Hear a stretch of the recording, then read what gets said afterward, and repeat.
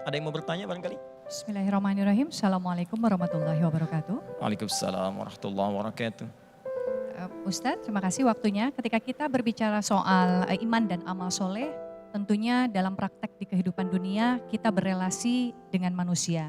Atau sering orang menyebutnya sebagai habluminanas, tentunya relasi kita dengan Allah adalah habluminallah. Nah, bagaimanakah kita bisa menyeimbangkan relasi ini agar kita tidak merugi selama 24 jam tadi, betul-betul habluminallahnya juga dapat, amal solehnya yang diridhoi Allah, habluminanasnya juga dapat, supaya Allah juga meridhoi apa yang kita lakukan terhadap manusia lain dalam konteks kebaikan. Terima kasih. Baik. Assalamualaikum warahmatullahi wabarakatuh. Pertanyaan ini sesungguhnya mengantarkan kepada jawaban sekaligus. Jika kita bertanya, ya Allah, kami sekarang ingin menjadi insan yang baik, bagaimana caranya? Kata Allah, maka wujudkan kebaikan itu dengan menunaikan kebaikan dimaksud kepada dua aspek utama. Satu, kebaikan terkait dengan Allah, hubungan secara vertikal, kita sebut dengan hablum minallah.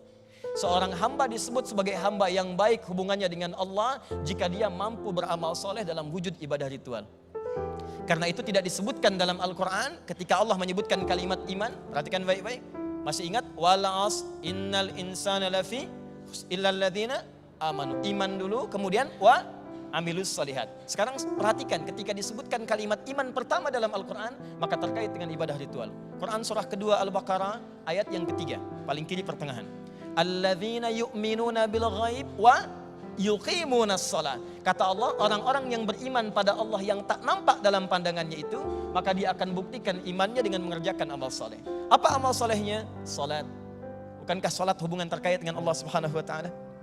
Jadi kalau ada seorang manusia kemudian ingin membangun hubungan baik dengan Allah, kata Allah, maka imannya akan mendorong ia untuk menyembah Allah Subhanahu wa taala. Dia tunaikan salat. Kerjakan salat. Quran surah kedua ayat 238, paling kanan sebelah atas di mushaf. Hafidhu 'alas salawati was salatil wusta wa qumu lillahi qanitin. Kata Allah, hei orang-orang yang baik, hei manusia-manusia yang punya iman, jika kalian benar punya iman, maka jagalah waktu-waktu salat, jangan sampai tertinggal. Maka jika ada orang yang kemudian mohon maaf melalaikan salat, menunda waktu salat, berarti hubungannya dengan Allah sedang tidak baik. Nah, yang kedua, secara cepat sebelum kita masuk pada pendalaman yang kedua, tidak disebut manusia kecuali punya hubungan baik juga dengan manusia sekitarannya. Bahkan kata Nabi, hati-hati jika ada orang yang punya hubungan baik dengan Allah tapi dengan manusia kurang baik, maka ini belum sempurna keimanan dan takwanya.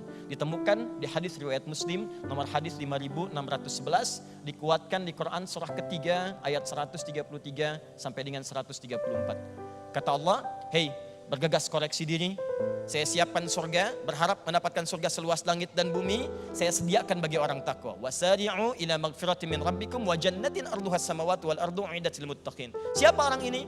Alladzina yunfiquna fis sarai wad dharra wal kadhimina al-ghaidha wal 'afina 'anil nas. Yaitu orang yang mampu saling berbagi dengan manusia, mampu menahan amarah dan memaafkan kesalahan-kesalahan yang mungkin pernah terjadi di antara sesama manusia.